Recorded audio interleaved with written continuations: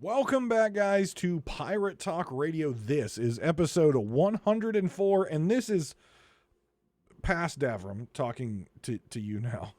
I am actually in Orlando right now at a charity convention for Extra Life, their national convention that they do. So I will be in Orlando all week, but I wanted to make sure you guys got an episode. So this is a really cool episode. It should be a lot of fun. It's a little longer than normal, but it should be really good. I am sitting down this episode with the one, the only, my friend, and of course the community of Sea of Thieves, Captain Logan of the Keelhauled podcast, and we're going to talk about the Voyage of a Lifetime. We're going to talk about Season 9. We're going to be talking about what was called E3, the Xbox showcase coming up, and what we would like to see coming up and what we think is going to happen in Season 10 and beyond of Sea of Thieves. So it's a really good interview. I had a really fun time. I always have a good time talking to Logan, but it should be really good. But before we get into the interview, I want to take the moment to thank the glorious and notorious patrons who put their hard-earned money towards this production, and I really, really appreciate them. So I want to give them a shout out each and every episode. So Skamelt 666, Lane, and Regis Stella, thank you all for continuing your support of Pirate Talk Radio. And if you are interested in throwing some of your hard-earned money at this show because you enjoy it just that much, you can go over to patreon.com/DavrimTV, and monthly subscriptions start as low as $1 a month. And the higher you go, the more stuff you get back. But the biggest thing is no ads. You get your private feed, and you get Pirate Talk Radio early before anyone else. So, guys, without further ado, I'm sweating my ass off right now somewhere in Orlando, Florida. But please, in the comfort of your air condition, enjoy my talk with Captain Logan. All right, we are joined by the one, the only, my friend and host of the Keelhauled podcast, Captain Logan. How you doing, my friend? Hello, is this thing on? Hello? It might be. It might be. All right. Hi. Hello. Yeah, I don't control your microphone here. I did last year at Sea of Thieves Fest. I could have muted you, but I didn't. Okay, you That's control true. It. You control it now. Look at me. I'm the captain now. I am the captain now. little flame heart. He needs to have that quote. I am the captain now. Right? How's it going? It's, you know what, it's going. I enjoyed, and I didn't actually put it in here, but we had a lot of fun on Community Day a few weeks ago, and that was the most fun that I've had in Sea of Thieves. I know you and I played. You kept going after I got off, but we played probably 5 or 6 hours. Then you kept going, and then the next day I got on for a little bit, and then you joined a little bit later, but that was such a fun community day for me. Yeah. It's amazing what happens when you have a full server of people working on adventures and stuff like that. It's crazy how much PvP and fun and money can be had when you're just playing the game normal. Right? And it was so funny to me because I was asked this, I think it was before you got on the Sunday of community. It's hard to say community day, even though it's community day. It was community weekend. Yeah. I was asked, am I enjoying Season 9? And we're going to get into Season 9 here in a little bit, but am I enjoying Season 9? And I said, Season 9, in this short time frame that we've had, just under a month, has made the game feel more alive. And I'm not talking about NPCs in the towns. I know that's something that you would like to see. I just feel like going back to 6 boats, the Fort of the Dam popping off because of the Reaper chest needs, the Fort of Fortune popping off because of that chest being in that fort, and the changes to the difficulty of events. Yeah. Things feel alive, and players are doing things in PvP, PvE, interactions with different crews. Like, the game feels alive like I haven't seen it for a long time. Yeah. It's funny how accessibility to world events and cosmetics driven by completion will bring a lot of gameplay to the world. It'll bring a lot of people to being able to do it, knowing that you are not going to have to smack a bullet sponge for 30 minutes to get a bunch of loot that doesn't do anything except get you gold. It's kind of funny how, people want to play the game when there's something unique and driving to do it. Some people want combat and they get that from the events. People want to get the cosmetics from the events, so they go do the events. It's just a natural feeding cycle. Or the old Fort of Fortune when you had 4 bullet sponges, 1 boss, double boss, ashen boss. Yeah, God, those took forever. yeah, they really did. They took forever. And that's kind of the point that I'm pushing towards is, when you make stuff faster, people are probably going to want to play it because it's not going to be like, do I really want to jump onto Sea of Thieves? I really don't want to have to stock my boat. I really wish there was a faster way to stock my boat because I'd rather just get out there and do something. Mm-hmm. Yeah, and I mentioned that I believe it was my pre-season 9. So season 9, when that episode released, I always try to lag behind a week so people can actually try it out before I talk about it. I don't like to do spoilers and stuff, even though it's a patch, right? And it's a season. I always like to let people experience it, so then when I talk about my experiences, they can either relate or they can be like, "Oh no, Davrim, you're an idiot. You're wrong." So I always try to lag behind. So when season 9 released, I was talking about the trailer to season 9. And my speculation, right? So I try to lag behind 1 week for that purpose. And one of the things I said was what I see them trying to do, and I said I hope they execute. We can now see that they have executed this. Is getting the monotony out, the tasks that feel like a chore, getting them out and getting you back to sailing and playing, like harpoon changes, right? And those things, the world events based on crew size and trying to balance things a little bit differently, but getting you through the slog of mud of things that aren't enjoyable and getting you back to things that are enjoyable quicker. Yeah. Yeah, that's what playing a video game is about, is having fun. If you're not having fun, then it may not be the thing that you should be spending your time with. Yeah. Yeah. So we're going to talk more about season 9 in a minute, but there's something bigger that we need to talk about first, and that's the 5th year anniversary of Sea of Thieves, which we know just happened. And a particular movie star that I saw in a particular documentary called The Voyage of a Lifetime. So first off, congratulations for being one of the amazing folks that they picked. I was so happy. I did not know, by the way. You kept that a secret from me. I'm a little hurt that you kept that a secret from me. You probably had to sign paperwork. Yes. But I was so excited to see you as one of the people because I know the love you have for this game, the studio, the developers.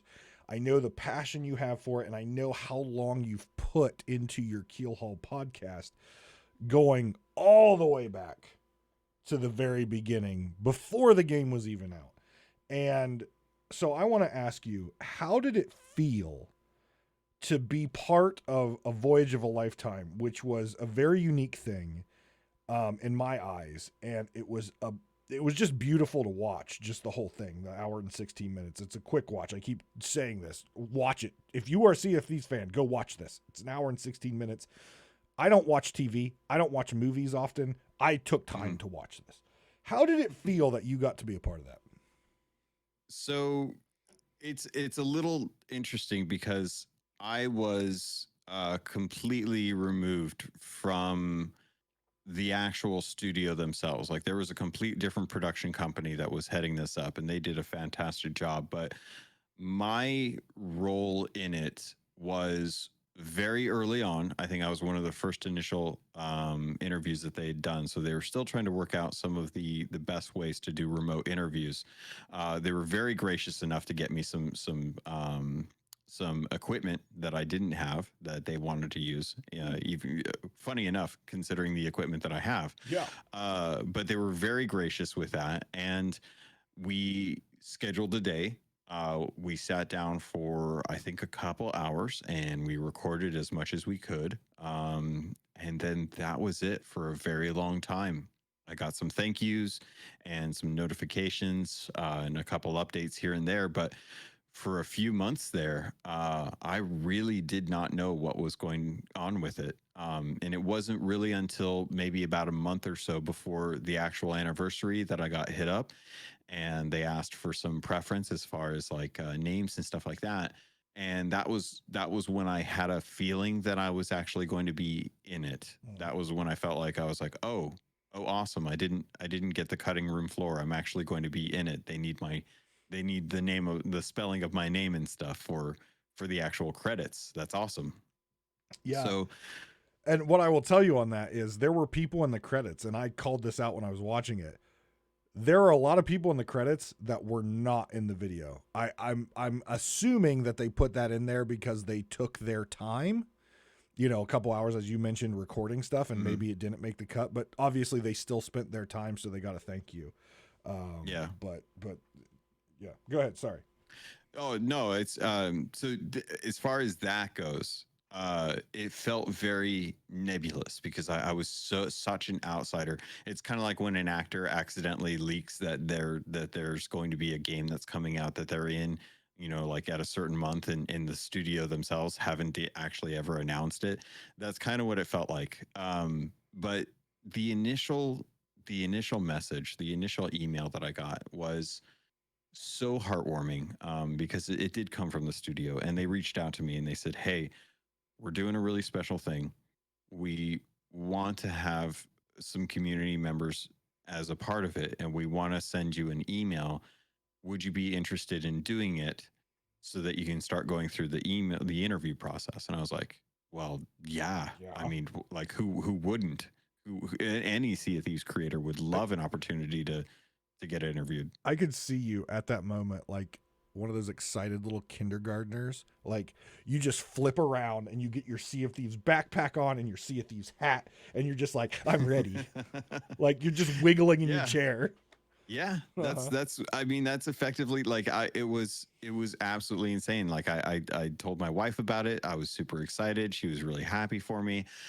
I was like that giddy kid that was like tearing open the N64 at Christmas in that video. Like that's how excited I was, and it got me really emotional too. I was super emotional when it all happened, because you make something for a long time. You're out there and you're just putting content out there, and you have your community, so you're insulated. You've got the love of your community, and that's what matters. But every once in a while you feel like the warm touch of the studio's hand on your shoulder, and they just look down at you and you're like, did I do good? And they're like, you were the best.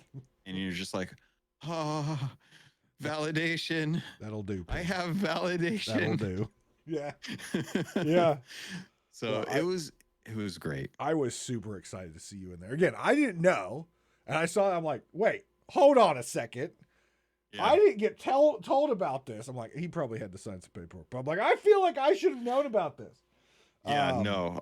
Yeah, no one knew no one knew that I was going to be in it. There was, I think, 2 people like a couple days before that I was like, hey, something cool is coming down the line.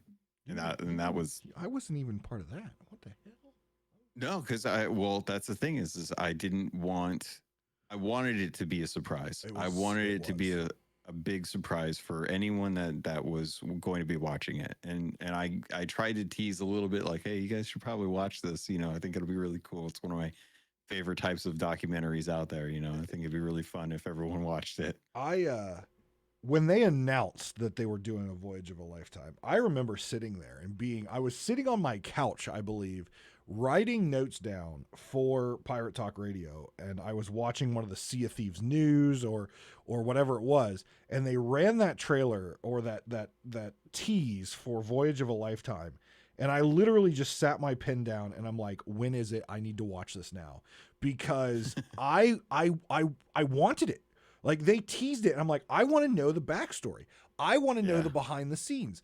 I want to know shenanigans. I want to know who at Microsoft, like, you know, what the Microsoft thought about it. I want to know how they pitched it to Microsoft. Like, I wanted to know all this stuff because they said they were going to do the whole making of Sea of Thieves. And I'm like, and I want to know the journey, because the game has changed so much in just the time I've played, let alone the time you've played, from their development cycles to going from kind of sporadic updates to now seasonal cadence. I wanted to know, like, that journey. And so when I saw it, I was just pumped. And then to see them bring in a friend of mine who is so passionate in Sea of Thieves as you, and other folks in the community who are passionate about Sea of Thieves, I was just like, this was done right. And I was so, like, I think I watched it on stream and reacted to it. I think I applauded at the end because I'm like, no one is in this studio.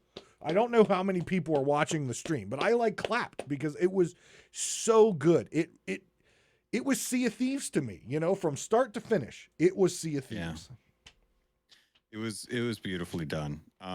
It was, if I ever had a chance to see a 2-hour cut, I would have loved for them to push deeper into the updates that happened after Anniversary and Arena, but before A Pirate's Life, because they were integral to fleshing out the world events for Sea of Thieves in a way that we hadn't seen. And there was so much trial and error going on with the studio, with the Bilge Rat adventures, with the mercenary voyages, just everything they were doing. And there was some really good work that they did. And of all the things that I wish that they had maybe touched on just a little bit more, I would have loved for them to have had a bit of a tribute in there about Glitterbeard. But it was at the end. Yeah. No, okay. I know. I wasn't sure if you saw that, but it was at the end. Now, they had 2 names there. I didn't recognize the second. What I did see the Glitterbeard at the end. Yeah. And I think it would have been one of those cool things to, because Freyline was in there, and Freyline is exceptional when it comes to convincing people to go do Glitterbeard on servers. She's absolutely amazing at convincing people that it's something they have to go check out. Yep. And I would have loved for them to spend a couple more minutes just kind of like living in that world, but you only have so much time, and as evident by the people that were in there, I can speak to my own experience. We recorded a lot more of the interview, and very little of it that I thought was going to be in there ended up being in there. Yeah. And it was nice that everything that was about Sea of Thieves was about Sea of Thieves. And it was nice to be able to be there to resonate with everyone else about what was so great about it and what made it what makes it so unique. But there was, I'm willing to bet there were probably some fantastic stories from some content creators that would have been amazing to hear in like a 2-hour version of that documentary. Yeah, and that, when you started to talk about, you know, it took several hours to the interview, talked about a lot of stuff, and then you saw what they finally chose.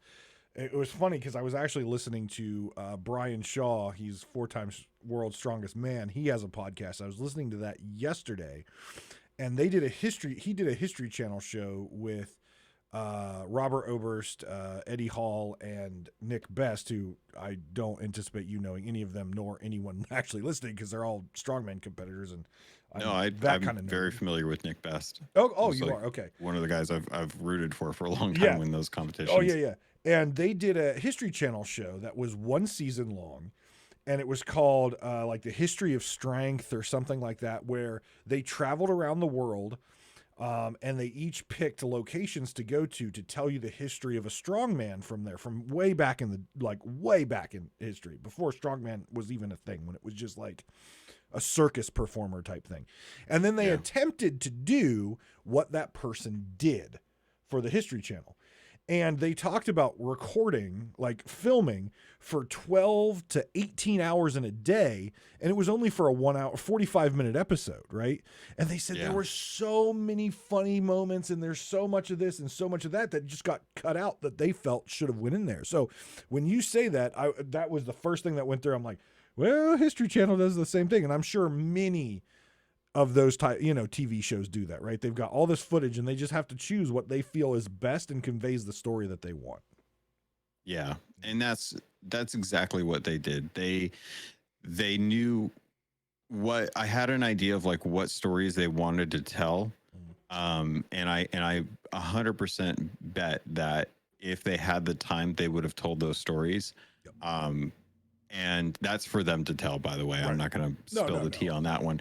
But I can definitely see the story that they did tell was the right one to tell. Absolutely. And I'm glad that there was enough of what we recorded to be able to be a part of that, because it was about sharing how special Sea of Thieves was as a community member for a studio that took a real gamble on making something and how to live with that as their first attempt at like a game as a service. Now, I do have, and we talked about this on stream, so you've already heard this question, but I have a feeling you know what question I'm going to go with here. I have a gripe. Okay, I have a gripe. Yeah. First off, you were wearing a suit. Yes. Freyline was not wearing a fancy outfit. Owlet was not wearing a fancy outfit, and you break out a damn suit. Yeah. So part of that has to do with, one, I was cold.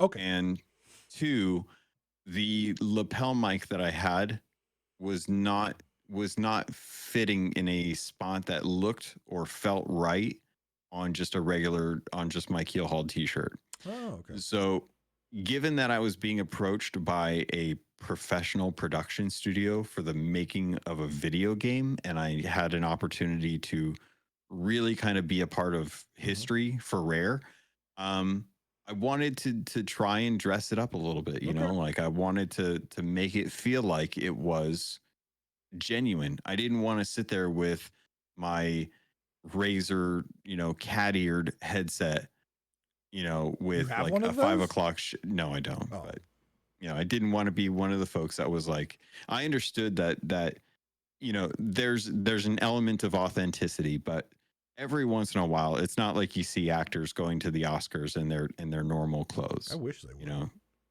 It would be interesting, but they dress up, and they dress up because it's a special occasion. And the 5th year anniversary to me is a special occasion that, even if my jacket is, it's not tailored. It's something that I've got purely because I need it from time to time, but it is definitely one of the nicer things that I have that I can put on and look a little more presentable.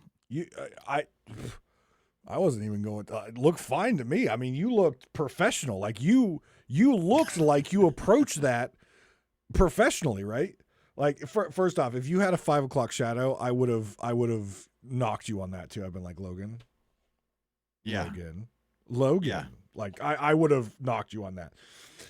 But you also didn't have your hat on. And I understand that probably goes with the you wanting to look professional, which you pulled that off. But I was like, oh man, that's the hat is so iconic to you. Like the hat is I mean, it is almost, in my opinion, the level of brand of your Keelhauled logo. Like that's, when I see that hat, I'm like, Logan, right? Like that is your brand. A lot of that comes down to lighting. Like if you'd seen, okay, fair enough. If you'd seen the setup that I had and the weirdness that like, we always talk about, like people making movies for low budget and the stuff they got to do, like Arnold Schwarzenegger's punching out a window in a car for Terminator that they don't own the rights to or have any permits for. There's the stuff that I did for making that interview. Like there's no way that level of haphazard like makeshift stuff would work for anyone on a daily basis. That was like, this is the setup that's going to work for the next 3 hours. It has to, because that's all I'm probably going to be able to get out of it. Yeah, and I was about to say, I'm like, you should have called me. I would have sent you like a nice frost O2 gelled light that you could have put like below you and like shined up so you could have wore the hat and still lit up your face. But after 3 hours, you would have been like, I can't see anymore. So I'm blind. It got real hot after a while. I'm not gonna lie. I'm sure. But yeah, no, I was working with lighting that I really was not. I did not expect the lighting to work out well. I still managed 3-point lighting, and I still had a backlight on there. You did. So I was very happy with that. I mean, as a lighting engineer, I was impressed. Yeah, absolutely. Thank you. Absolutely. I fretted a lot about that. But yeah, no, I in any given time, you will probably see me with my hat on. I probably won't be wearing a suit. I did it. No, now it's part of the brand. Sea of Thieves Fest next year. I expect Keelhauled podcast, hat, and suit jacket. I expect it. I mean, that's I don't want to disappoint those that don't and do expect it. There's no win at this point. Lapel pin, Sea of Thieves lapel pin. That's a must now too. Well, I have the Boot Swain one, so I've got that covered. There you go. So you've kind of touched on this next question a little bit, but in short, because like I said, we just elaborated on it. What were your thoughts on the overall just presentation of Voyage of a Lifetime? Overall, I would say that they really had a good idea going. They went chronologically through the history of the game, both from like the history of Rare as a studio, but how they got to the impetus of the idea. And I really want to shout out Chris Marlowe for this, because I had a chance to interview him a couple of years ago and talk about kind of like, what was the game jam like with him and Andy and Shelly and them, as they were kind of playing around with like this Unity prototype that they had come up with. But kind of watching them go through the history of Sea of Thieves, I thought was really brilliant. And I loved that they got folks on a ship at a round table to kind of share in the stories of what that was like. But man, I gotta say, there was footage in there that even I hadn't seen. And I was so impressed with just like, they really pulled in some archive footage that I wasn't expecting to be able to tell that story. And I think they did a masterful job. Any fan of Sea of Thieves would not be disappointed to learn the history of Sea of Thieves just based on what I experienced going, seeing what they did. Like, I think they did an amazing job with it. So before we started recording, I was telling you about a story of my coworker talking about Sea of Thieves today to me, and knowing that I'm a huge fan. And one of the things that I said, and you're going to laugh because you know how little I know about the actual gaming industry, because I just don't learn it and research it. I focus on my lane and my games. I didn't know who Rare was until I started playing Sea of Thieves. And I say that completely serious, but I played 007 on the N64. I played Perfect Dark. I played the shit out of those. I played Banjo-Kazooie. I played the Wii Sport Thing game. I played all those games. And it wasn't until I played Sea of Thieves, and I kept hearing, Rare Studios. Who is Rare Studios? And then I think it was, I don't remember what it was, but at some point, maybe it was at like an E3 presentation or something. And I'm like, and still never clicked with me when I was in the game, and they have the odes to Perfect Dark, and they have the odes to Banjo-Kazooie and that stuff. I'm like, oh, they're just paying homage to these really good games of history. I love that. That's amazing. And I think it was at an E3 presentation or something, soon after I'd started playing, the Rare team came out to present, or Rare came out to present, and it was that golden coin with the R on it that flips.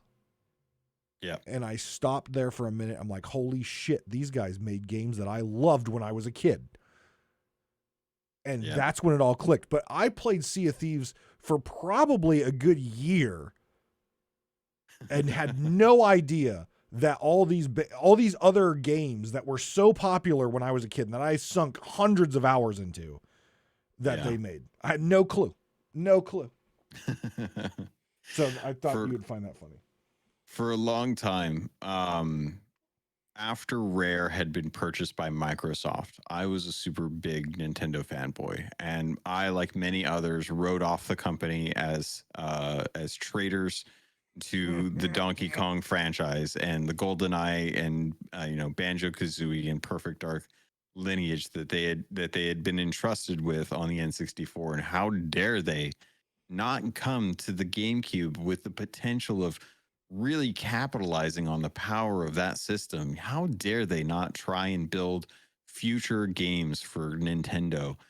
And then after a while, I just didn't ever think about them. Like, they just weren't in my purview. And it really wasn't until Sea of Thieves that I came back and I was like, wow, Rare is still a thing. Rare is still a company. And then I found out that I was like, there's a lot of people from Lionsgate that's now at Rare, and it is not the same company that it was. There's still a lot of people that are there that are from the original times, but it's definitely a different company, and they've got different ideas. And then looking at like what they have built since then, I'm like, those really aren't my type of games, but I really do trust some of the legacy that they have. So I do believe that those games are probably fun. I just don't know if they're my fun kind of thing. I'm gonna clip that section where you said they were betrayers and bad, and I'm just gonna send just that out of context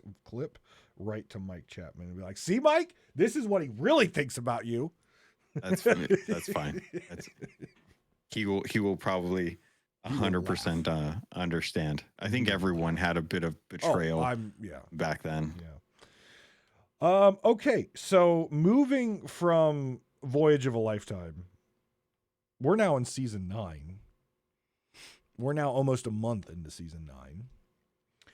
What's your favorite quality of life? One, you only get one. What is your favorite quality of life change that they made for season 9?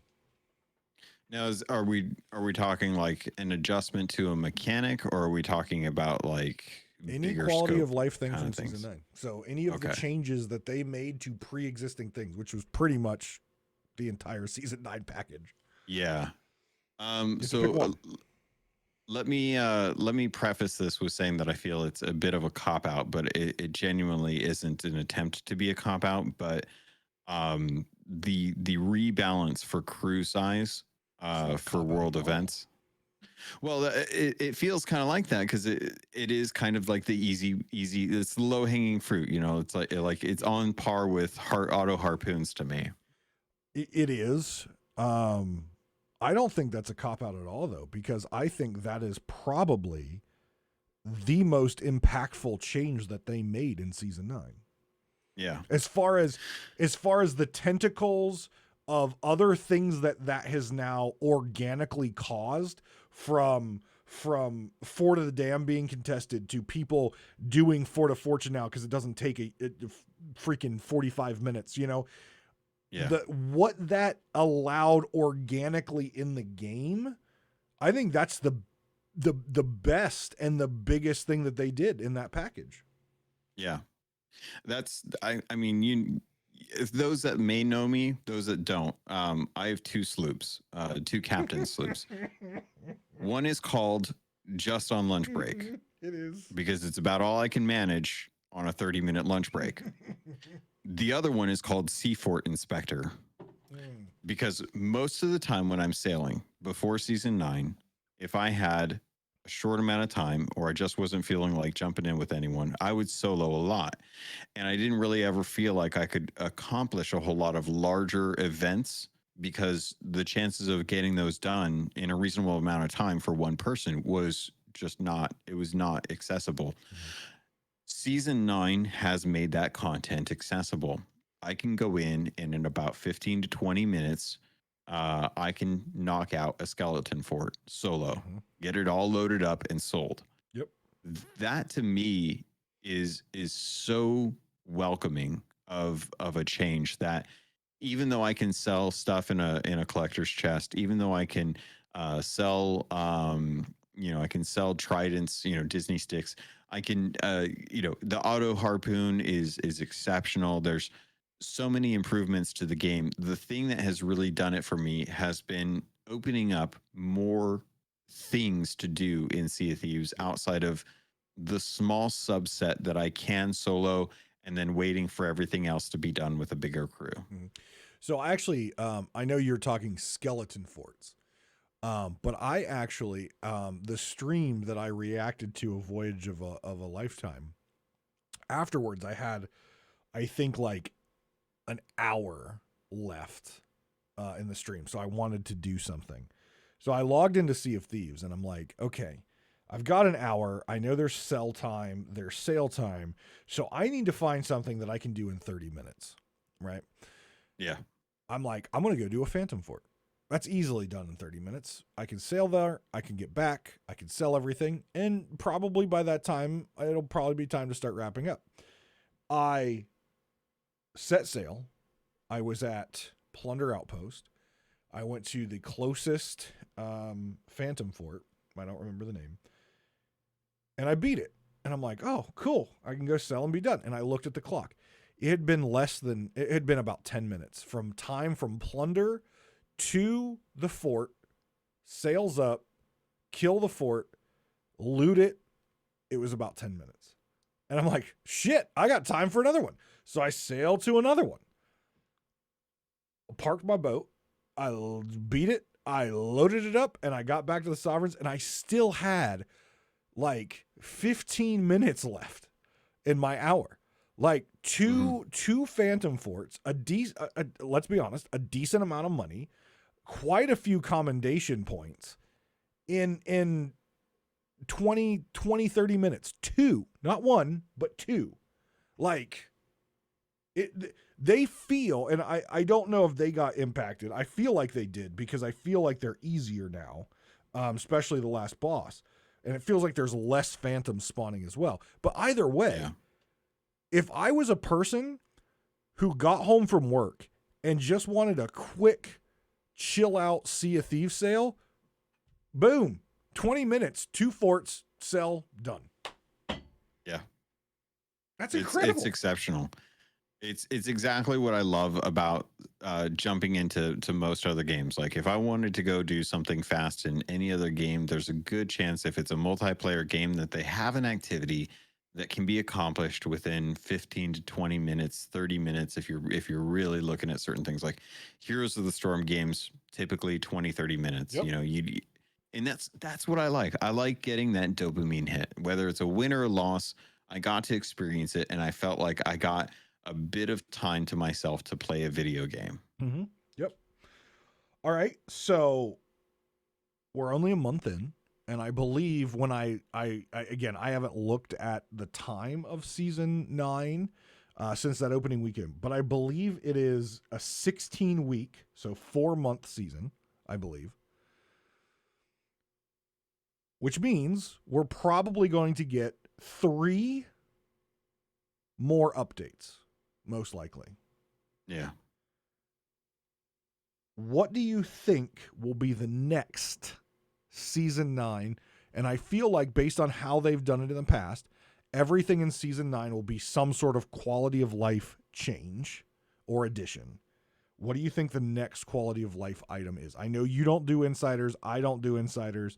So this is completely off the top of our heads. What do you think the next thing will be?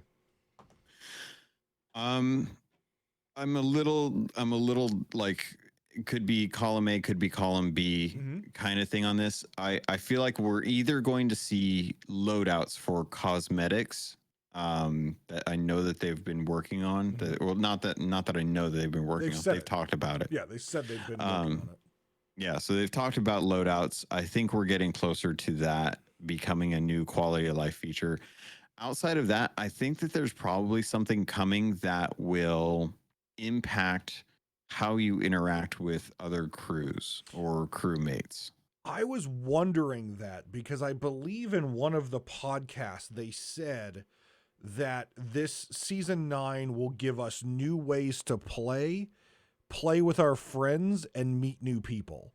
And like that style of group play, right? And I knew they weren't talking about private servers or alliance servers, right? I knew they weren't talking about that. So I feel like it's something we don't have yet. Yeah, so I agree. It's probably going to be I think and you're right. It's a little toss up because everyone wants loadouts. And if they do some cool social thing where you can find people to play with more easily or something along those lines, people would like that too. So either one is going to be a success in my opinion. Yeah, no, it's easy pickings right now for Rare to look at what is going to be coming up as far as like things that people want that they know they can do, and it's going to be easy for them to put those in and have it be a win. It's either going to be loadouts or it's going to be something like dueling, because I think those are kind of the things that people have been asking for that they can do. Dueling. Dueling sounds fun. Yeah. Little built-in TDM action, like, hey, we're not going to be able to get rid of TDM, so let's just embrace it and have like a dueling system like Hourglass. Ooh. Yeah. Something like that. Maybe even if it's just something that happens organically, like you need to be on an outpost for it to activate, or you have to be on someone else's boat to be able to challenge them, or they have to be on your boat to challenge them. Imagine this in a dueling situation, right? You can be a double gunner in a dueling situation if you want, your choice. But there is no reloading. So if you double gun, you get 10 shots. If you run out of bullets, yeah, that would be kind of cool. Because it would be like the old school, draw. You know what I mean? Like you get that one shot. So I think that would be kind of. They won't do that, of course, but that would be interesting. It would be. I would love if they, because I think the problem is if you give just the ability to have 10 shots, that's still going to be more powerful than someone with a sword and a gun. Absolutely. So I think the thing there would be you get 5 shots, but you have to choose like which weapon you get those 5 shots for, right. And you can use 10 or 5 of the 10 shots. Yeah. There's no good way to really balance that. I think it's going to be up to the people that learn how to work around it, but it'll be interesting to see how that works. Yeah, I'm excited to see, and I was super excited because how I've described Sea of Thieves and updates that I don't feel live up to where they should be, and I always say they're undercooked or half baked. Yeah. And I actually made the point that season 9, because they used to give names to updates, right? Now they're just season 9, or something like that. I said the name of this should be season 9 back in the oven, because Rare is going back to things that kind of fell apart, were not complete, and they're actually finishing the cooking process, right? And it was interesting because I've said that for a long time. And Mike Chapman actually posted on Twitter referencing that season 9 is going back and baking things that weren't finished to begin with. Yeah. And I like replied to it, and I put in, I've been saying season 9 back in the oven, and he liked it. I'm like, I've been saying this for so long. I'm like, I think Mike has listened. He might not like what I say. I think he's listened. So yeah. So let's continue on those lines, because I agree with you on the crew size balancing. I agree with you that the door is wide open for lots of things for them to address that will make players happy. But what I want to talk to next is, I see season 9 doing really good, but also simplifying the game in a way. And I'll explain what I'm saying there. And also, have they went too far in some aspects where they've trivialized some of the challenge? So let me start first with the simplification. So I'm a history buff, and I know your response to me is always it's a fantasy game. I don't care. It's based in history. So one of my issues that is being compounded with season 9 is piracy in history was always risk versus reward. The higher the risk, the higher the reward in general. Mm-hmm. So the risk has slowly been removed in different pieces of the game. In season 9, the risk that was removed is you no longer have to sell flags at Reapers. I understand why they did it, right? You're doing hourglasses. You want to dump off your flag to the little skeletal guy. I call him Steve. I get it. But part of the thing when Reapers was built and made live was you have to be marked. So you've got that risk. And you have one central selling location. That is a risk. But your reward is higher and they take everything. Now we have the Sovereigns in season 7. They take nearly everything. And they give out the same reward, but you're not the same reward as Reapers, but they give out pretty comparable reward. It's faster to unload there. It's faster to sell there. They're all over the map, and you have far less risk because you can go anywhere.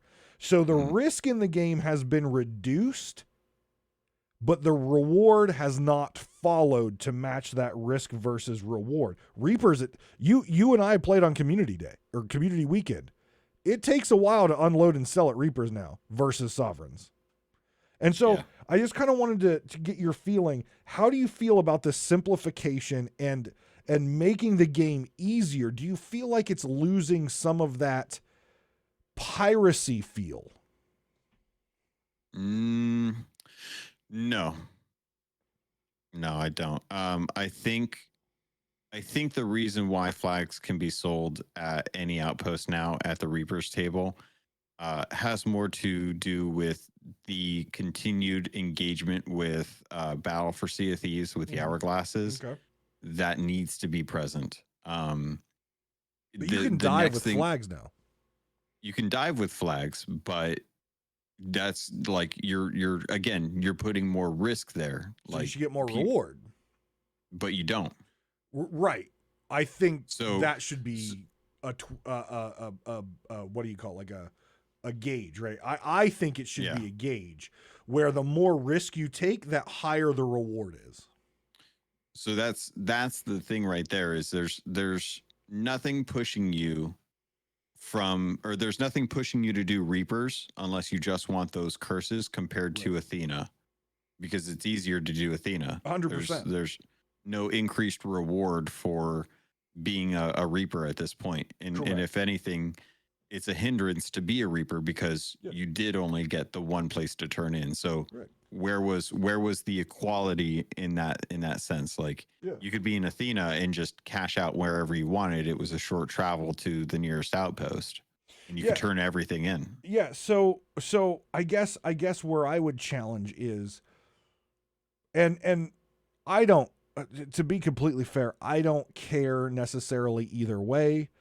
It's made something more efficient so I can get back to playing, which is fine, and that's good. But on the historical side of me is kind of twitching a little bit because I'm like, would it have been better to say, okay, Athena's flags can be sold, or the Reaper flags can be sold anywhere because you can turn them into the Mysterious Stranger, right? Regardless if you're doing Hourglass or not, because I tested that out, it works. So you can sell those flags anywhere. What's to say that the other option was, okay, Reapers, you can turn it into the skeleton and you get base value. Yeah. But if you go back to Reapers with your Reaper flag on, you get ×2. I mean, I don't see that as an issue either.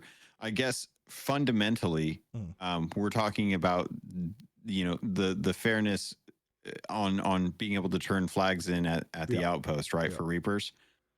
I mean, if we really want to like step into this at the moment, Mhm. I mean, why aren't we questioning the reasoning about why there's even Reaper tables at outposts? Oh, I agree with you on that. Like, I've always had an issue with that, but yeah. But I mean, nobody that's a non-issue for folks, and I think that's because again, it goes back to we're playing a video game. We're trying to enjoy ourselves with the amount of time that we have. The fewer roadblocks to doing that are going to improve the quality of life, which will drive engagement with the content, which will then keep the game healthy. Yeah. And I am all for that. But I was very interested on Community Day because, we were sailing with a lot of your Keelhauled folks, which was great. And I was very interested that, and again, several of those folks sailing with us have played, if not the entire time Sea of Thieves has been out, a good chunk of it, right? You've got community members that have been around since day one. And I was surprised that many of them were actually like, I don't really like this change, because it feels like they're taking something away. And the only thing I could put the pin in was they're taking that piracy feeling away of how pirates were, right? And it's becoming a boat adventure game, which has always been a boat adventure game. But it feels to me like some of that pirate is leaking out in the name of easier get back in the action, right? Yeah. And it's a fine line. Well, we're talking about one item. Correct. So the fact that one item realistically, the one item is beneficiary to people who sink a Reaper or people who are doing dives against or who are doing dives as a Reaper. Right. Those are the two people that benefit the most off of being able to turn flags in. For every other Reaper, you're going to go to Reaper's hideout. Right. So I guess we are talking about this one situation, but you and I have discussed and argued about the whole idea of the sovereigns, which I'm very against, just the entire concept of the sovereigns and how it was implemented. Because at no point in history would an organization just come in and say, we're going to give you fair value, and then we're going to go give it to the never would that ever have existed, because that's not how economy works. And again, I know your thing is what? There's so many credit cards that I get 0 APR No. We're talking history piracy. It is history. Here. We're talking piracy. I would argue credit banks are pirates. Yes, but back in the day, if you sold your pirated goods to someone, that person is then going to sell them at a greater value somewhere else. That's why pirates were there. They were cheap because you could then get a ship full of cotton and then turn around and sell that cotton to the colonies at a higher price. That's how the purveyors of pirates made their money. So the sovereigns are getting in cheap through the cost of captaincy. They're asking you to buy a captain ship. They will then in turn take your trade and offer fair value market for it. They're earning trust. That is the hit that they're willing to take because they can afford to. And the only thing that they're asking is the minimal cost of captaincy. Yeah, I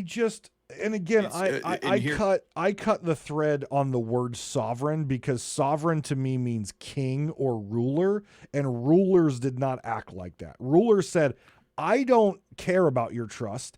I'm in charge. I'm the big man.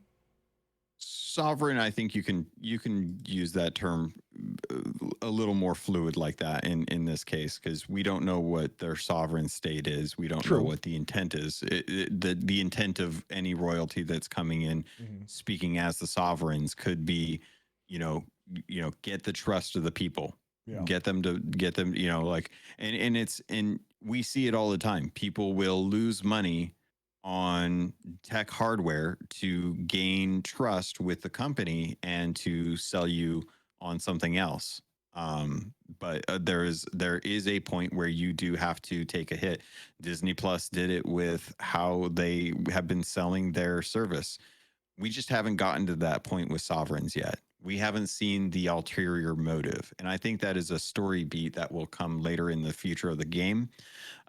We just don't know what the cost is. But for the time being, people will take what they can, because going back to Athena versus Reaper, as far as the dives go, whatever is the easiest way and has the advantage will be the meta. Right. Yeah. And like I said, I'm going to take the most efficient, easiest way to get my money and get back to playing. Right. That's Yeah. the gamer in me. The historian in me just still grinds his gears about some of this stuff because it doesn't make sense to me based on all the history that I've studied about piracy in the Caribbean. Maybe it will when we hit the golden age of piracy. It very much might. It just right now it just grinds my gears because I'm like, this economy does not make sense in any way of this world. Yeah. You know? So Yeah. Okay, so do you think in some of this simplification and making things more, and I'm going to put it in quotes because some people don't believe it's more balanced. They just say they turned down the ease knob, which I disagree with them. I think they made proper balance changes to remove frustrations, like they said. Surprisingly, I'm in agreement with rare side. That's very rare. But do you think in some instances they've maybe gone too far? Too far is going to be a very personal thing. Okay. What I think is too far is, getting gold immediately after you dig it up. For Yes. other people, it's going to be being able to kill Fort Skellies with 3 sword swipes or a lunge. Okay. Like too far is always going to be dependent upon what your personal perspective is, and that's because everyone's at a different skill level. Mhm. So for me, I don't think that they've gone too far. I think that they've made things a little bit easier just due to, well, and here's a good idea is I'm looking at things from a server balance perspective, Mhm. not an event balance perspective. Mhm. Are the events easier to do? Yeah, they're a little bit easier to do, even as a galleon. Now, the server as a whole wants to cycle through world events because that drives different engagement for Mhm. different players. They Keeps have the different server healthy. commendations. Yeah, Keeps it lets healthy. people, like anyone that has triggered a skeleton fleet and watched that thing sit there for hours because no one will go finish it and it won't despawn, Mhm. understands server balance when it comes to world events is important to diversity in play style. Yep. And if you don't, congratulations, you just got my TED talk. So I think it is better for events to be just a little bit easier, even for galleons, so that A, you're getting cycled events quicker. B, people are getting rewarded quicker. C, there's more loot available if people want to go out hunting for it. And D, you can implement different world events and trust that things like the Phantom Fleet coming back are not going to be a rare bird that you never get to see on your first day of becoming a Pokemon trainer. You will get to see it on a regular basis and wonder, why the hell do I have this Pidgeot all the time with me? I need to get rid of this dumb thing. Oh, poor Pidgeot. It's okay. It's a dumb Pokemon. Wow. So I'm an Oddish fan. I'd hate to see what you say about no, Oddish are great. Okay, I have nothing against You Oddish. pass. Okay. So especially Vileplume as well. But the idea of events being a little bit easier are, that is a perspective, and I'm not trying to talk down on anyone. I'm really not, because I understand where they're coming from. But I do think that those being tuned just a little bit easier is something that helps the overall health of a server. And I'm willing to eat that difficulty hit, knowing that the alternative is that I may come across a crew that's coming after the loot that they know that I'm going to get. Yep. that may be stronger than the world event that I just got. Like Right. the world event is the catalyst. The player engagement is the actual difficulty. And, you know, and this is what I would say to folks who would say that they've made the game too easy. I've said it on the show, and I know you've said it and believe it. Sea of Thieves is what you make of it. This is a choose your own, write your own adventure book. Yeah. So if you believe that the game is now too easy for you, I would challenge you. What could you do to bring more challenge to the game? Right?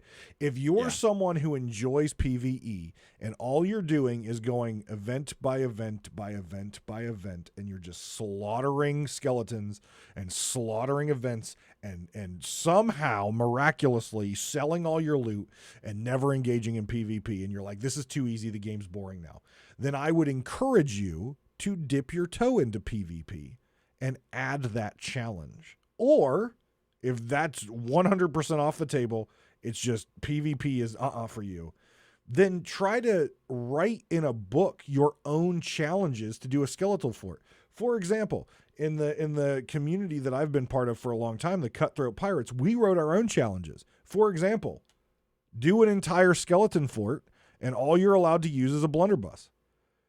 Do an entire skeleton fort and all you're allowed to use is kegs or throwables.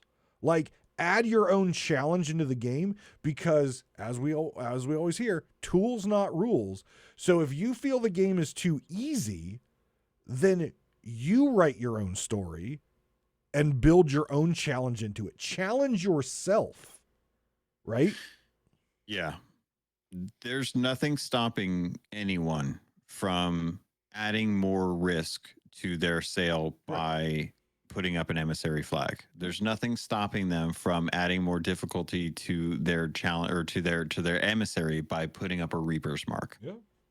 There's so many ways you can draw attention to yourself in Sea of Thieves that you can add difficulty by driving player engagement. Yes. If you're having too hard of a time doing PvE and feeling like you're not being challenged, start grinding Shores of Gold, right? And tell me how fun that is. Because I can tell you, when you tell people that there's ways to make things more difficult by imposing your own rules about things, most people shrug and say that it should be up to the studio to challenge them. I disagree. And I disagree wholeheartedly on that. But that's the retort that I typically get. Know. So that's where I feel like, you know what? If it sounds like you're okay with this, it sounds like you're okay, but you're trying to puff up your chest. Right. And I would go back and say to those folks that would be that, are you 1,000 Reaper yet? Or Servant of Flame? Are you 1,000 Guardian? Well, no, I don't like PvP. Well, there's a challenge out there for you. Just go take it. Yeah. It really does come down to, there's plenty of ways to challenge yourself in Sea of Thieves. Yep. It's up to you, the way just getting on a server and jumping into stuff. I find I have enough challenge just playing the game normally.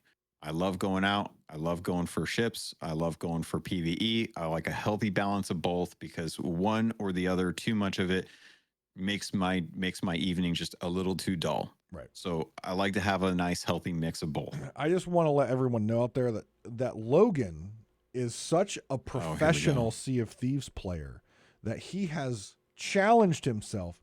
He has now almost completed a skeletal fort on his mobile phone. Oh yeah.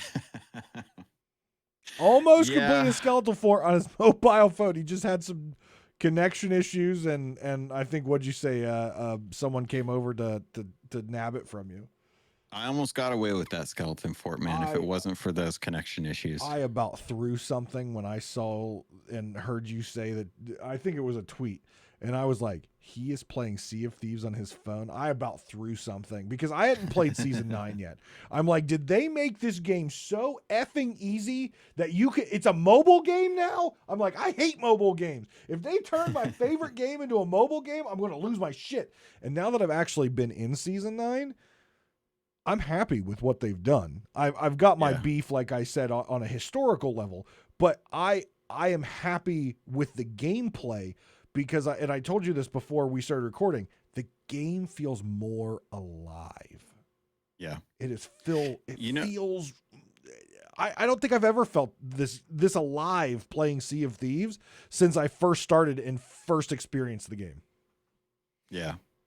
I would love to see someone who is is competent enough and willing to challenge themselves enough to get to Pirate Legend as someone playing on touch controls. Ugh.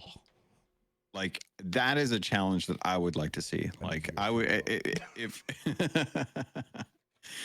You know I me, would I try to love stay off my phone as much as possible. So No, I know. But it is like it is an interface that it's the same game. It's the same way you're playing the game, but it is just a different means of interfacing, right? And everyone, as we've seen with all of the accessibility features, plays the game the way they can. right. And cloud streaming is a means of getting stuff. There's been plenty of times where I know that you've been on trips doing charity work and been upset that you don't have access to your computer the way you want to be able to log in to jump into Sea of Thieves and stuff, even if it's just a login for a bonus or something like that. Yeah. And there's so many times that I'm like, the beauty of cloud streaming is that you can jump on with Xbox Game Pass Ultimate and jump into Sea of Thieves and play through it, even if it's just logging in just to get that bonus. But it is a very challenging way to play the game, and I would love for someone to accept that challenge and get to Pirate Legend with touch controls. I think I Streamed, of course. saw a video one of the first times you did that. I think you recorded yourself doing it. And I was twitching because I'm like, how is he doing this? It's On very that hard. screen. Yeah. How is he doing that? But kids do it all the time. Kids play Fortnite on their tablets all the time. Like it's just a I don't think it's too old. I think it's a time investment that's required. That's true. There's a reason I suck at Call of Duty and Apex Legends, and it's a time commitment thing. Do you remember this is gonna test your memory. Do you remember when the Duke set came out and it was for Xbox only and I was losing my shit? Yeah. And you're like, I think it was a couple months down there, and I'm like, I'm not buying an Xbox for this, Yeah. And like, get a controller. You're like, do you have an Xbox controller? And I'm like, yeah, I have an Xbox, not the newest one, right? And you're like, just plug it into your computer. I don't remember how long you had to sit there and help me figure out how to plug this stupid controller into my computer. I still have, so funny enough, I literally still have this like 20-foot USB cord plugged into my computer where we plugged it in at, and it's sitting right here in case I ever have to do it again.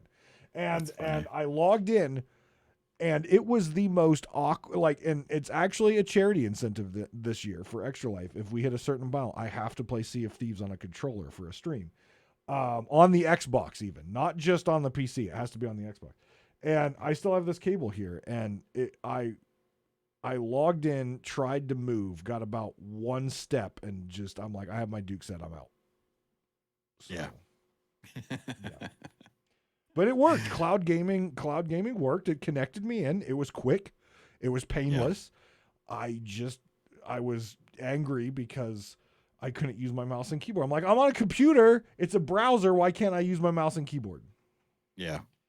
Now, all in all, it comes back to what's easiest for the individual. Right. And I think that's going to be a very personal question that a lot of people are going to have to challenge themselves on, because it will always come back to one factor for gaming. And this is a factor.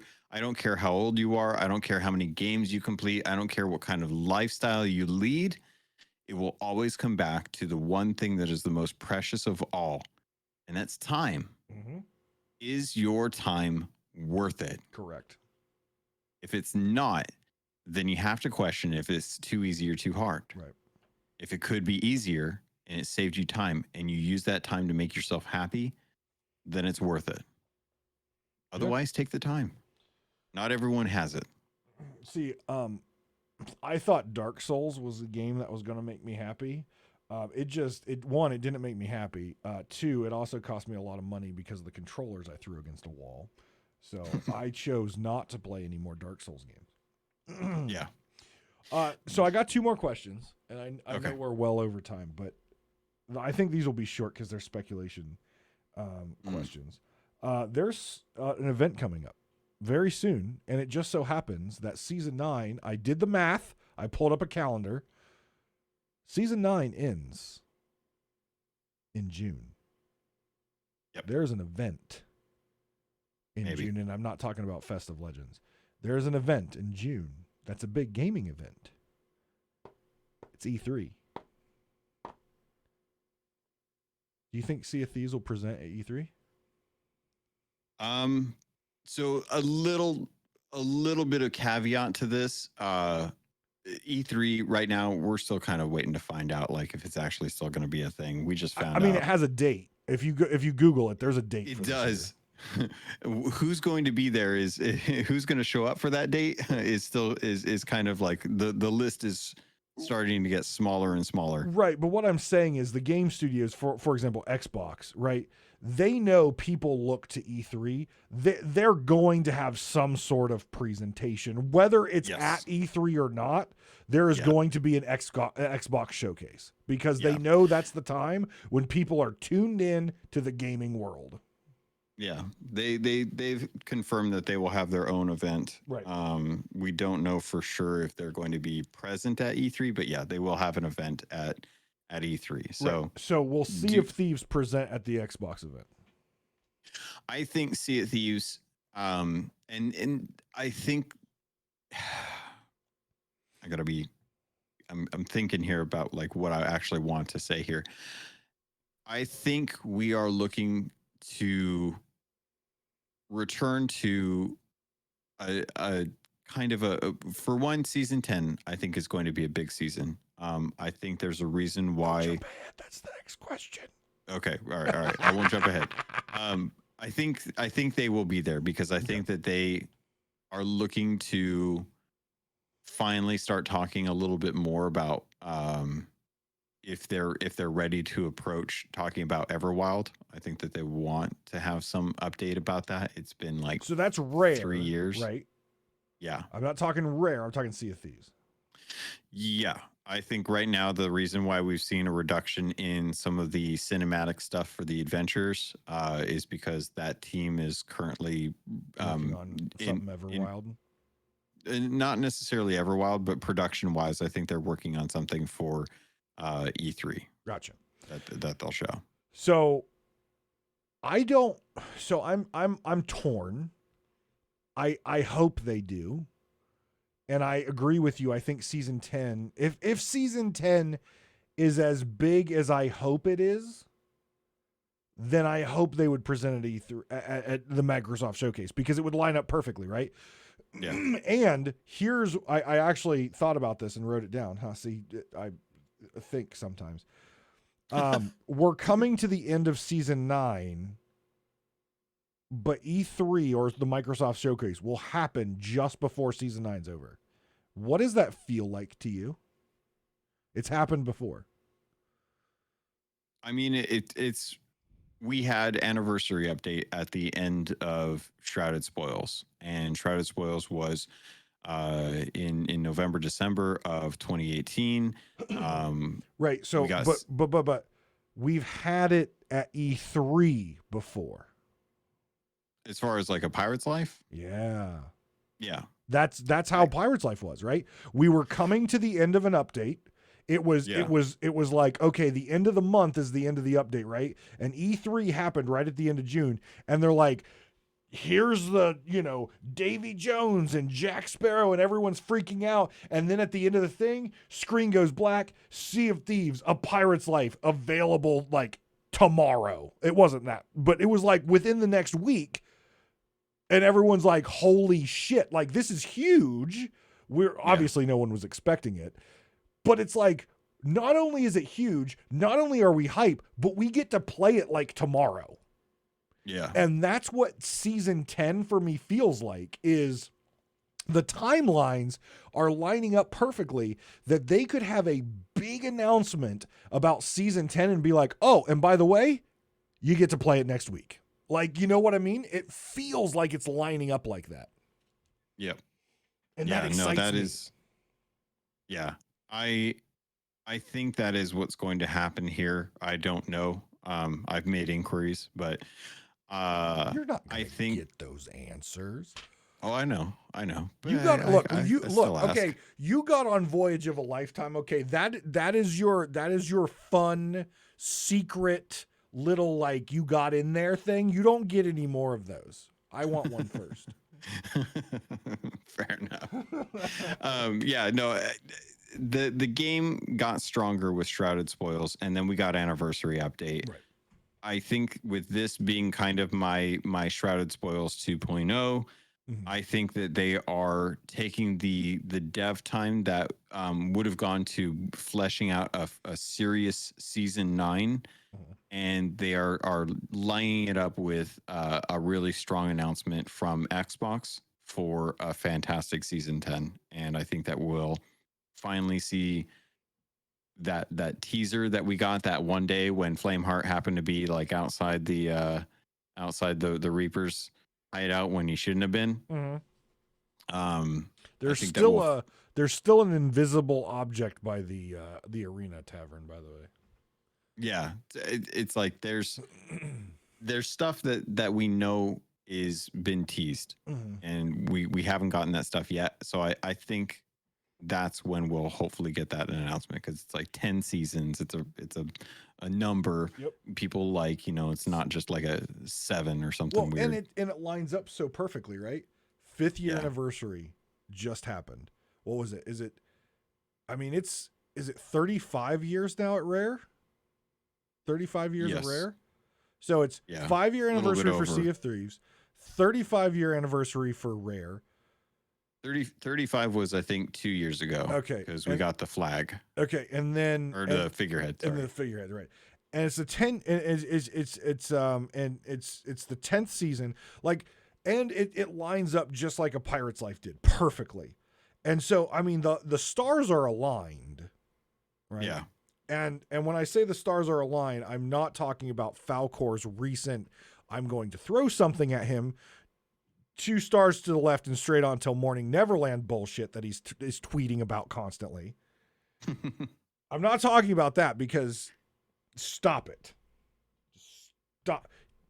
Have you seen his tweets recently, by the way? I mean, we're getting some. We're going to be getting some Peter Pan influence. Stop it. There's going to be a character. There will be a character from Peter Pan at some point. Look, okay. If they put Shmi in there, I'm okay. If they put Tiger Lily in there, I'm okay.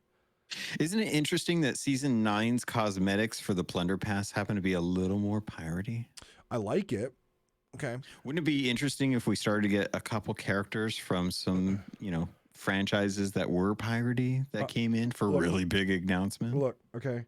I'm okay with Tiger Lily. I'm okay with Shmi. I'm okay with the crocodile. If they want to add a new sea monster and it's a crocodile that when it starts to rise out of the thing, it ticks because it's got a clock on it. Okay.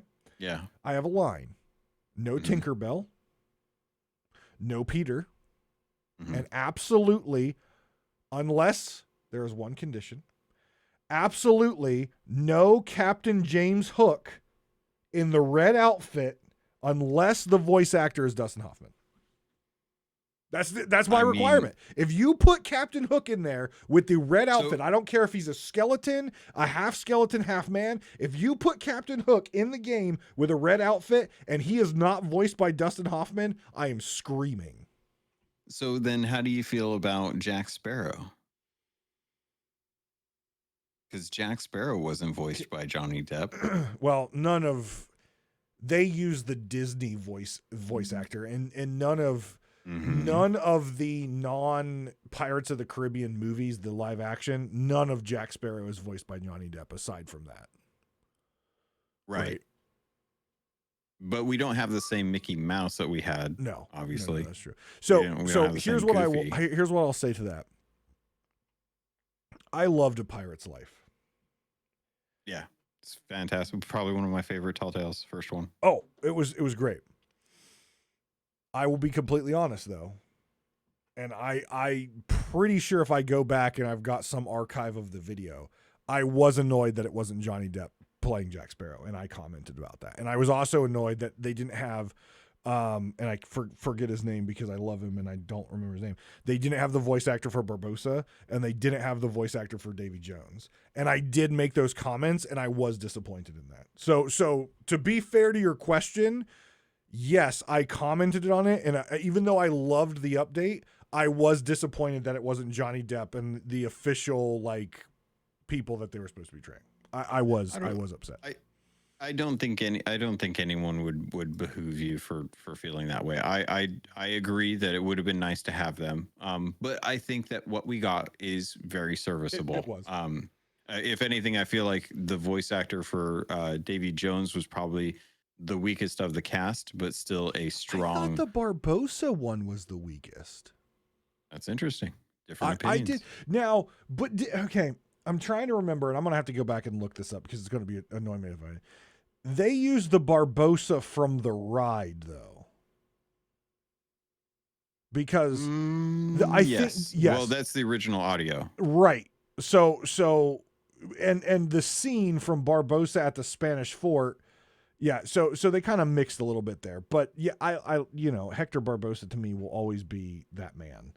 But yeah, I mean, but they did use the original audio from the ride.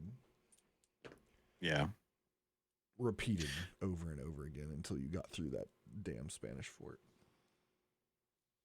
So, but yeah, I think it would be very interesting if we got to see like that type of level of thing, but I think that we will. I'm fairly certain we are going to see a character from the Peter Pan franchise. I don't know for sure. Like I think you're right. Who else will be, but I know for sure one, just based on the teases that are currently in game. And I would agree. I honestly like after seeing what Rare did with Pirate's Life. Honestly, I'm fine with them taking on other stuff. Seeing them do what they did with Monkey Island, like so they're paying reverence. I had no attachment to Monkey Island, by the way. I honestly know nothing about Monkey Island. Yeah. And they did well with A Pirate's Life. Hook, not Peter.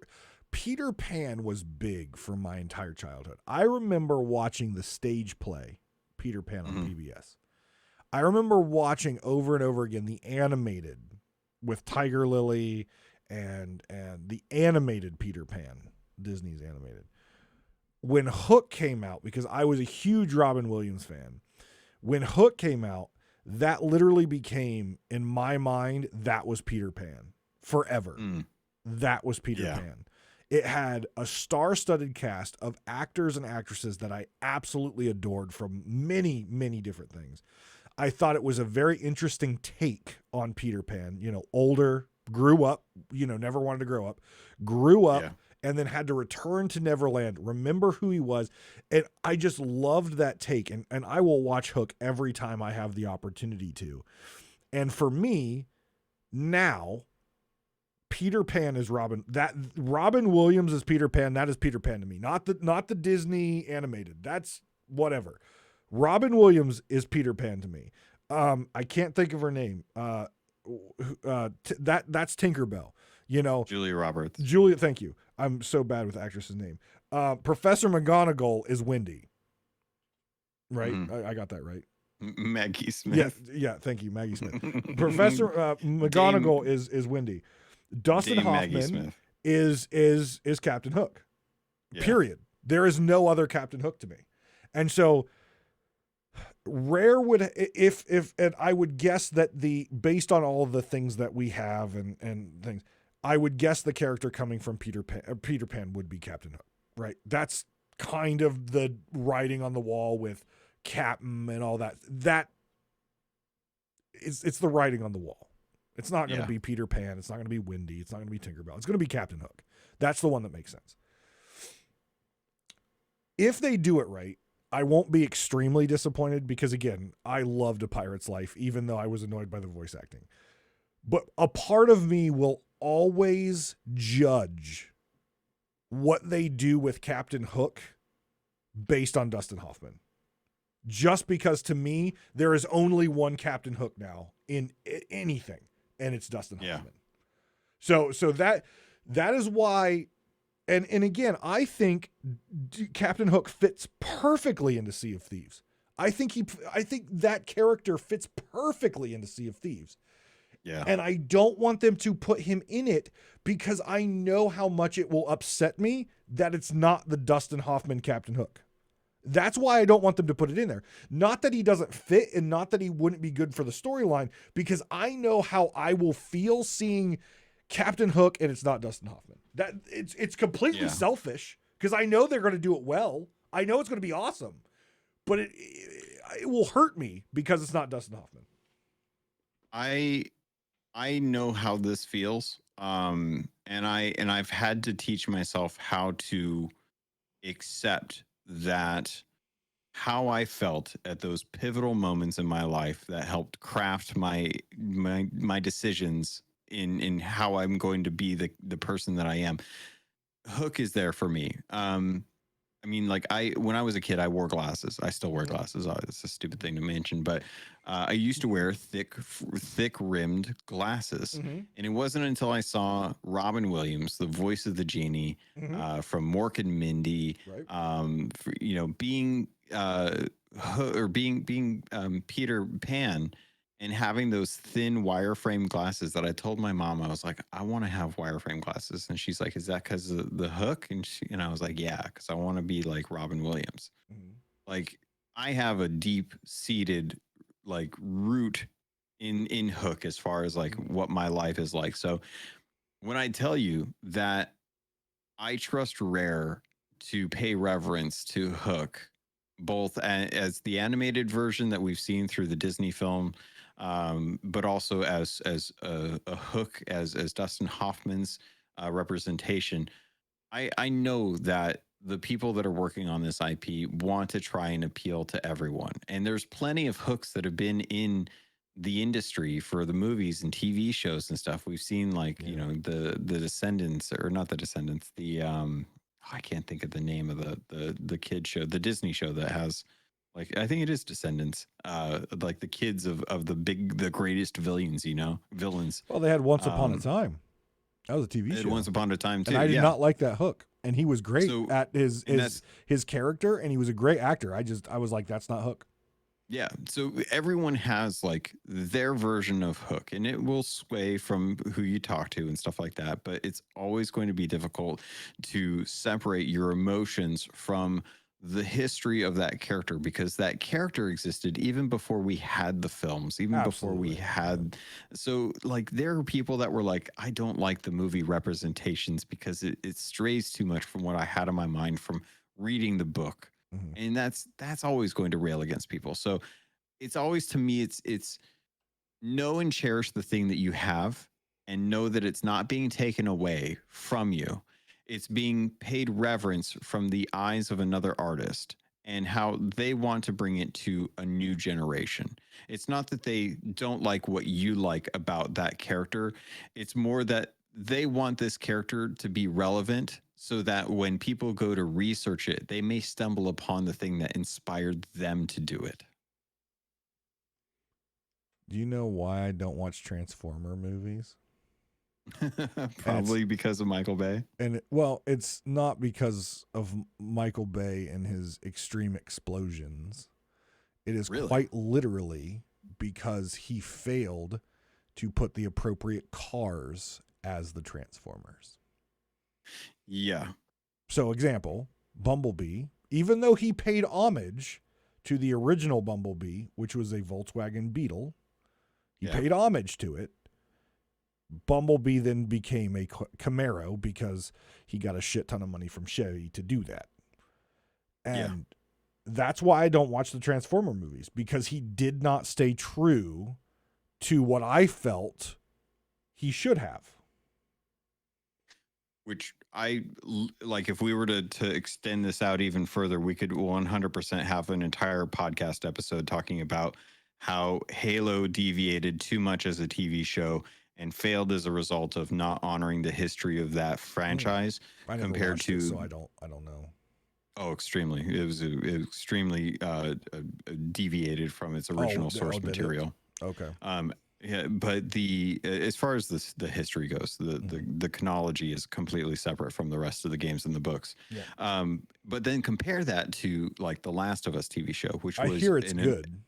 an amazing, faithful recreation according to everything that I've seen. Granted, I haven't played it, so I can't speak to the scenes, but from everything that I've seen, comparison wise, from the game to the show and the scenes that they've picked out, and then places where they've gone a little bit further from where they couldn't with the game or they didn't think to with the game, there's a clear difference between respecting the source material and creating something new and seeing where that goes and being okay with it failing versus recreating something that people love because it is the thing. There's a reason why they fell in love with it, and recreating that for someone in the future is something that will help try and keep that memory living on. Like, you can always go back with movies and watch them, but they don't always hold up, and they don't always hold attention either.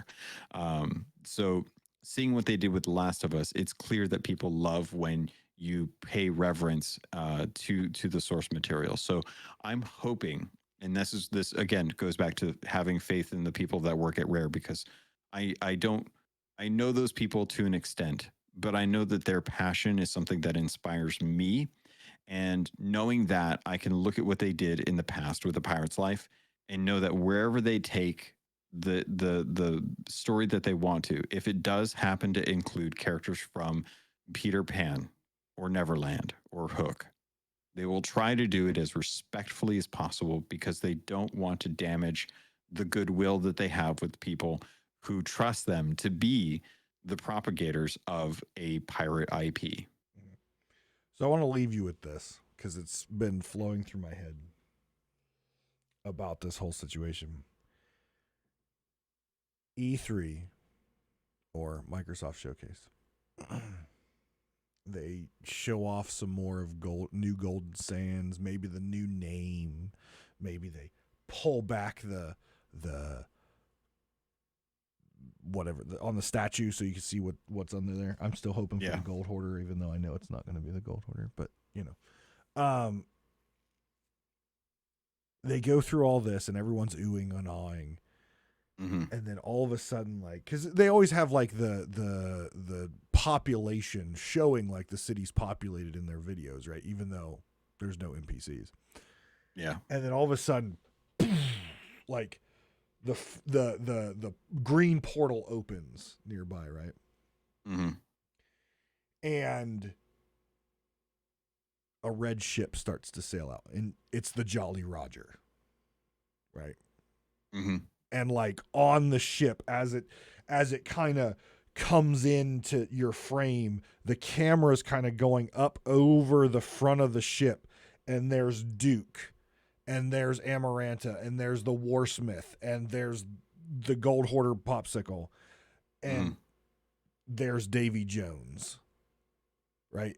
And they've got like the ferryman trapped, like he's been bound, right, to the Jolly Roger now. And as they keep going back, you then see Shmi and Captain Hook standing at the helm, right? Yeah. And it sails on, and maybe they have him make some cool Captain Hook quote or something. And everyone, it would erupt, right? It would erupt that Captain Hook has entered the fray. The captain that we've heard about for so long has entered the fray. But then as the ship sails off, into the Sea of Thieves from the ferry of the portal's still open behind it, and it's sailing off. You just hear this. Tick, tock, tick, tock, tick, tock. And like the camera pans down to the portal, and all that you see is a giant crocodile swimming in, and it fades to black. Sea of That'd be Thieves, cool. whatever they want to call it, right? Season 10, the captain has arrived. Play next week, right?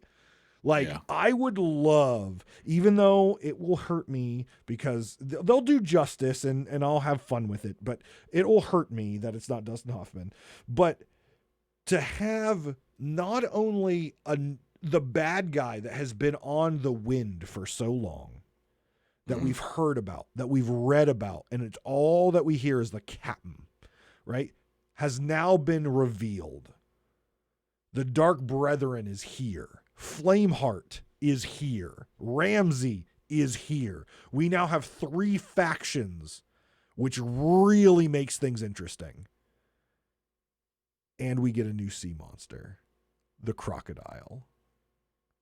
Giant crocodile. I would pee myself. I would be so excited. Literally pee myself. If they brought the croc and Hook in at the same time, I would piss myself with excitement. That would be really cool. A good way to do it. I need to call McMercury and be like, look, I've got an idea for E3. I know it's last minute, but what? McMercury. It's McMurtry. I know it's a T. I know it's. I'm not gonna lie. I'll have to go back and look at the email I sent over to Rare. I may have put no, I didn't because I thought it was McMurcury. I actually went to Twitter and I actually looked up each of their names, so I spelled it correctly. That's smart. Because I always pronounce it McMurcury, but McMercury, but it's McMurcury. McMurcury.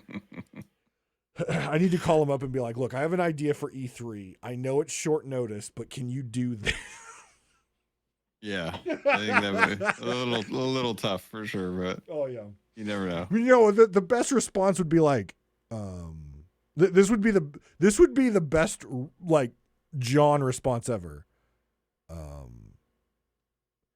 Did you guys put a camera in our studio? Because that's pretty much what we got.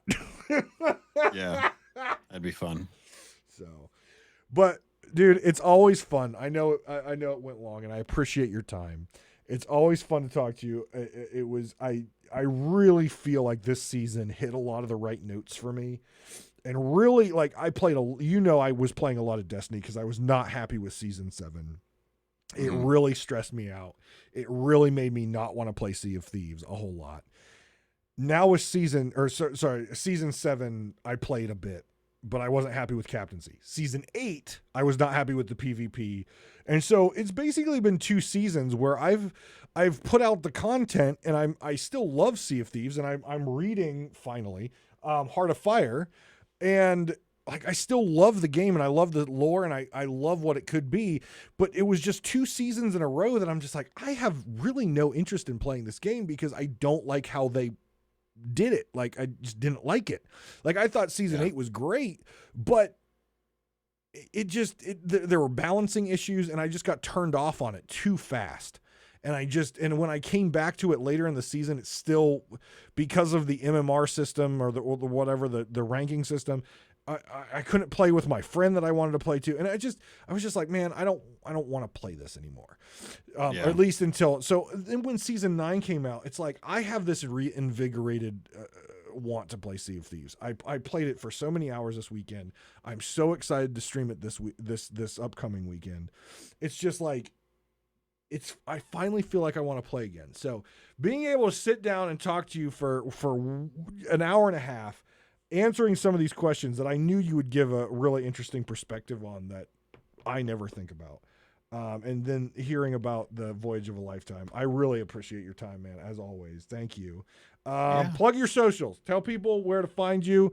By the way, if you follow Logan on Twitter, which he's going to give out, make sure you turn notifications on so you can drain your battery because he tweets a lot.